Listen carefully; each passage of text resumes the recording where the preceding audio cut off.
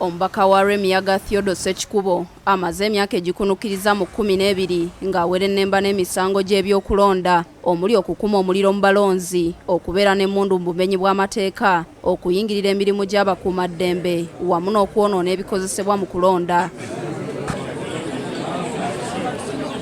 Omusango guno Ssekikubo yaguzza mu mwezi ogw'omunaana omwaka 2010 mu kamyufu ka NRM akaliwo omwaka ogwo mu disitulikiti y'e Ssembabule, era ku lunaku olwo omusirikale Habibu Nsamba yakubwa essasi mu bitundu bye ebyekyama bwe yali ajja emmundu ku mukuumi owa Ssekikubo. Mu Januari 2020 Ssekikubo yasibibwa ku misango gino wabula n'ayimbulwa akakalu ka kkooti ka bukadde 10 ezitali za buliwo.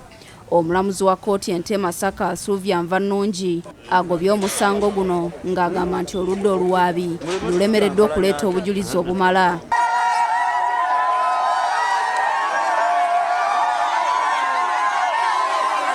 Ssekikubo alaze essanyu olw'okuggyibwako emisango gino wabula n'alaga obwennyamivu olw'ebbanga kkooti lyemaze ng'ekyawuliriza omusango ng'emyaka kumpi gibadde gigenda kuwera 12 ng'awoza naye nga tafuna bwenkanya.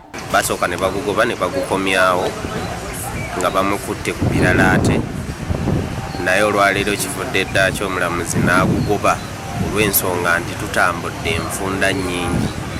Basooka ne bagugoba ogwasooka ne babaga tebaddamu wadde okugira ebintu ebyo nga beekwasa mowabiro owokubiri ta Alex Mugabi yabula ye yali bodyguard we mu biseera ebyo tebagezangako wadde okumunoonya. Olwaleero ndi musanyufu kkooti bwemaze negoba agasango gonna aganjwetekebwako naddala guno omusango gubadde kutambula okuva mu 2010 gwali musango gwa kulonda naye ate ne bagukyusa ne baguteekamu ogw'okutta omuntu ne bateekamu emisango gyonna gye baali baagala ng'ate 2011 omulamuzi yali yagugoba dda. Ssekikubo ategeezezza nti ebyobufuzi ebiyitiridde bye byali mu musango guno nga kye kyaguleetera n'okulwawo mu kkooti. Kubanga babadde bagukozesanga ekyokuntulugunya. Buli mulundi lwabaawo ebyokulonda nga baguggyayo. Buli mulundi lwabaawo okwesimbawo nga baguggyayo. Naye abantu bange basanyufu ne bonna mikwano gyaffe basanyufu era twategeeza ensi eno nti nno amazima gajja kujjayo geeyoleke.